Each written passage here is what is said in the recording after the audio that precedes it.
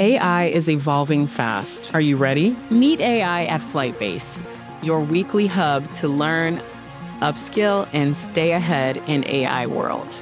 Let's dive into today's session. Welcome to AI in Action.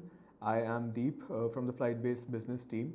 I look after all our customers and partners in North America, and I'm hosting today's session on the legal operations side of things. So let me just start with a quick question. Like how many of you have felt that contract reviews are usually slow, or are they like too dependent on legal? So this is something like when you work in the business team, you feel it so much because you want the deal to move forward, but just because the agreement is taking too much time to sign, there are like the legal teams are going back and forth on multiple clauses. You're not able to move forward with the deal, or even get forward with the MNDA or begin having proper conversations. So number one thing is it's not just because legal is delaying things, but because contract review is a high risk and it needs a lot of context. So speed and safety always fight each other. So today I'm going to show you how I use AI to review contracts in minutes with the same context and judgment our legal team uses, and how that reduces like weeks of back and forth. So the initial weeks of back and forth today. And firstly, I'll just say this upfront: AI does not replace legal. AI makes legal faster by making us sharper in the first pass. So that's the most important thing. So let's get the story first, correctly. So whenever you want to work with any enterprise, there are multiple stages, and at multiple stages you have to sign multiple agreements with them. So it starts with an MNDA, then maybe at a later stage, if they're a partner, it starts with an MOU, and then later on when you're finalizing the contract, it's an MSA or a service order or a data processing agreement or a SaaS agreement. So again, like there are multiple things and multiple agreements that you have to go forward with. And the whole, again, the basic thing is it just takes a lot of time. It's very tedious. So what I did was earlier this year, I will share 3 workflows that I adopted during the whole journey, and where I am today, how I started doing this, and how much time I overall saved by doing this. So I'll just share my screen, and I think it should be visible to you guys now. So yeah, there is something known as Dia browser.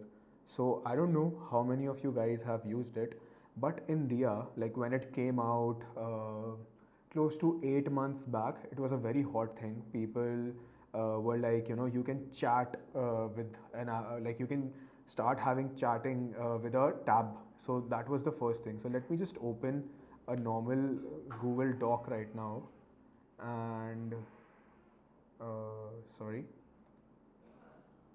Yeah. So if I open Flightbase's website today, I can chat with this website.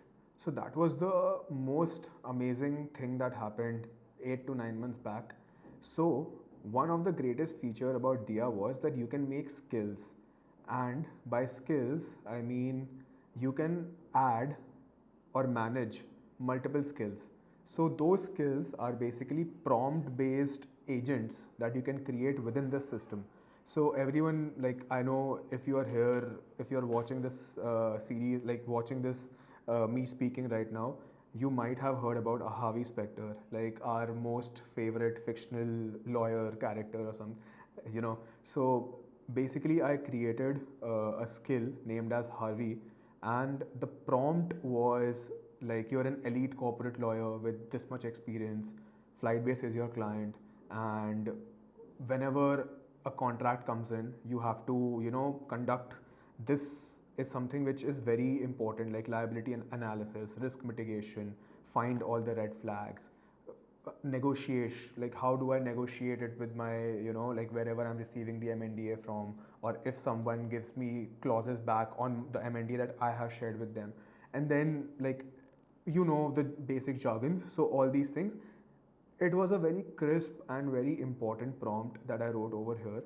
And what I used to do was I just used to tag Harvey, and upload a file from my computer. So, okay, so I'm not able to upload a doc file right now.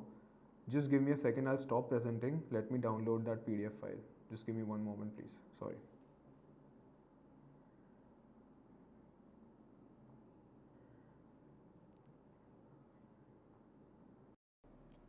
While he's doing that, how many of you have used Dia browser?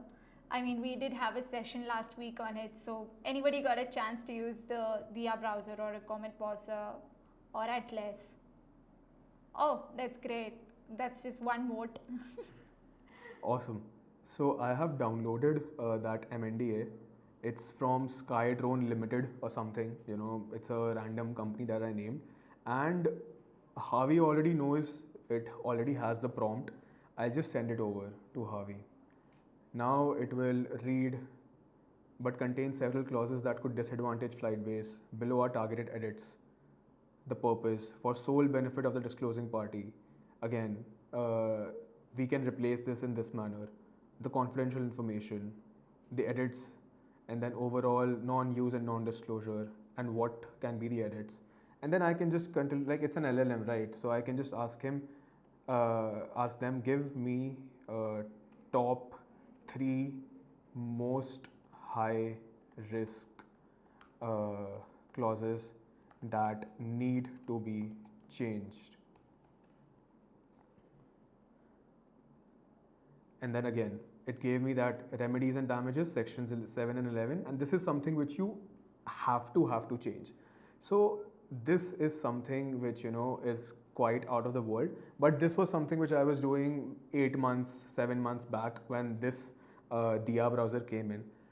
After Dia browser, I went to ChatGPT.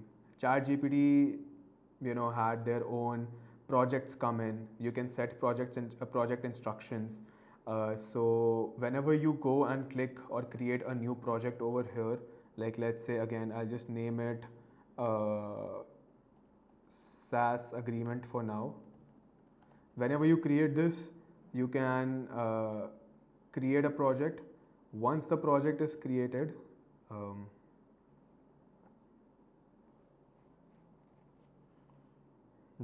once the project is created, you can add instructions to that particular project. So those instructions can be anything, like how do you want the project to be for you, because now it is customized for your data, and for what kind of references do you want the project or references do you want the chat to take. It has all the contextual background, all the knowledge that is added in the backend, but it will only refer to the instructions and the data that you give to it, and will share suggestions based off of that. So that's the whole idea of projects. So I'll just go to MNDA. Right now I have created this is a sample ChatGPT that I've created here. That's why it only has one project file. So I'll just open this up, and here you can see the active template which we usually use. And I have added instructions as well, where again, same instructions. Harvey Specter, client is Flightbase, find all of these things for me. I will just open this up, and I will share the same PDF with this, and I will ask, should I sign? That's all.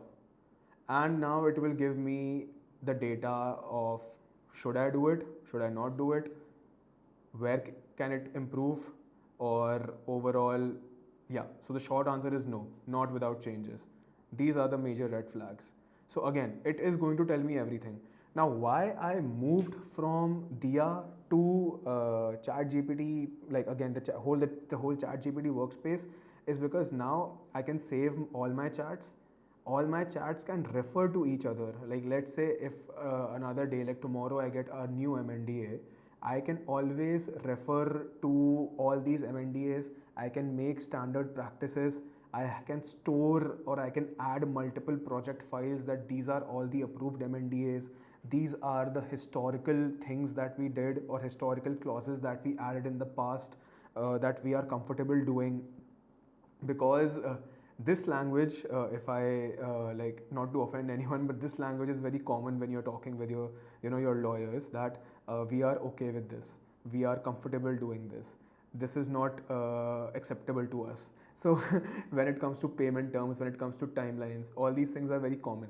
So this is some historical data, like whenever you adjusted last or whenever you made a move in which the customer adjusted. So all those data, all that data can be now stored over here. So that is the best part about ChatGPT projects. So again, I just did this and it told me again, I will just say write in 50 words what all clauses need to be changed. Right now it gave me a very big answer, multiple emojis, I don't like that. But yeah, so change confidentiality definition, remove clear and convincing evidence. It is quite similar to what Dia told me, but now I have a very good again. So if I want, I can ask it to write suggest clauses that can replace the current clause.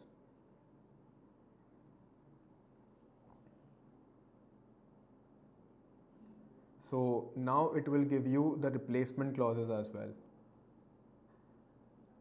Again, the whole idea is we are not replacing the lawyers. It will go to the lawyer for a final review, but getting back this information to the customer, to the partner in time is the most important thing. I don't want the ball to be in my court.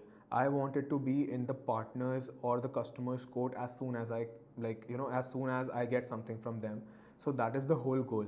And now that I already know from all the previous approved MNDAs or the standard templates that we have, this is something which we are comfortable doing, I can always suggest the same thing to directly to the customer.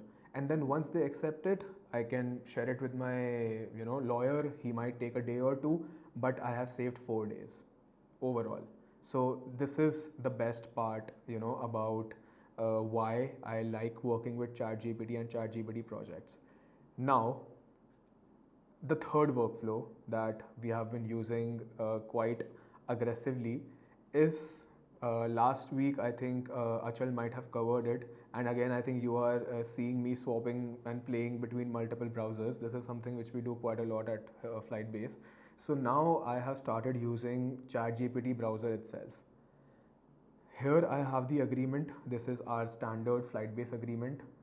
I can ask ChatGPT directly if anything is wrong. I can switch between chats here, switch between projects here. So these are some of the projects that I'm working on. So right now, whatever you are seeing, this is like my actual workspace.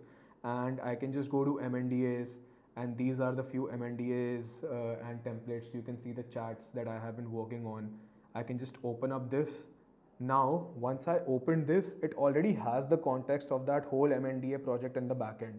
I can just add the file, Skydrone again, and I can ask it, or I can say it, what needs to be changed before I sign it. And it will tell me everything over here while I'm working, while I'm reading something over here. So instead of directly having conversations with ChatGPT, opening it up on a different tab or something, I am having direct conversation with just a small chat box directly from here. It is ChatGPT browser. It has context of all the chats already in the backend. It will think, it will give me the answer, and I will just share that. Or if I want to make any changes, if I want to suggest something over here on the MNDA, I can do that right away. So I can just copy paste something from here to there, and then it will give me that. So yeah, below is a clean, sharp, lawyer grade. Again, do not sign this as is. All three of them, even Dia browser, even your ChatGPT, or even the ChatGPT browser, they all said that you don't need to sign this because this is very fairly skewed towards the customer and not Flightbase. But now it says that you need at least 6 to 8 critical changes. So again, I can just ask it, I can just copy paste something like this directly from here, which is in whichever section I'm facing the problem, and it's all good to go. So right now I know that I just covered only about MNDAs, but you can do similar stuff and you can perform similar tasks for your SaaS agreements, for your data processing agreements. Whenever you are working quite closely with any enterprise, they have a big list of cybersecurity questionnaires. Like if you're a software company, they have a very big list of cybersecurity questionnaires that you have to fill upfront. So if you are in any space, like if you are in the software space for the past 4 or 5 years, and if you have worked with enterprises, you definitely will have uh, multiple cybersecurity questionnaires already filled, which are approved by other companies. Just dump them into a project, and then you will be able to answer the next very quickly, fairly quickly. So again, I moved towards cybersecurity a bit, but overall, what I mean to say is, you can use the whole concept of projects and concept of memory for AI over a long range of items or a long range of things. So this is how I have been using it for my legal ops today. I am finding it fairly beneficial. My work has improved, like my speed has, as I mentioned, I saved 4 days because of it. And once you keep on compounding, 4 days with 10 companies turns to 40 days. So I mean, that is the amount of time which you guys will start saving if you try adopting such things. So yeah, that was something I just wanted to share, and that was it on my end. If you guys have any questions, please feel free to ask. Thank you so much. Thanks, Deep. That was great. Thank you so much for the session. Suresh is letting us know that Atlas is not available for Windows. We do understand that, Suresh, but I think Comet is also equally as good as Atlas. So for the first starting, I do know a lot of projects lie in your ChatGPT, but then Atlas does a good job. I mean, Comet does a good job. So maybe you can try that as well. Any other questions for Deep? Feel free to unmute yourself or put it on the chat. Yeah.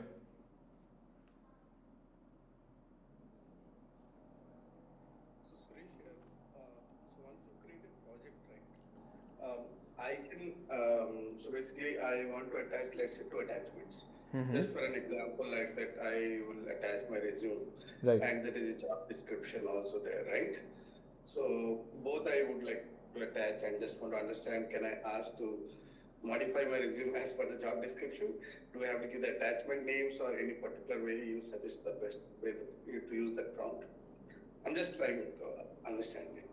So it completely depends on what your goal is and what outcome do you want to generate, because your prompt should be based on what you want.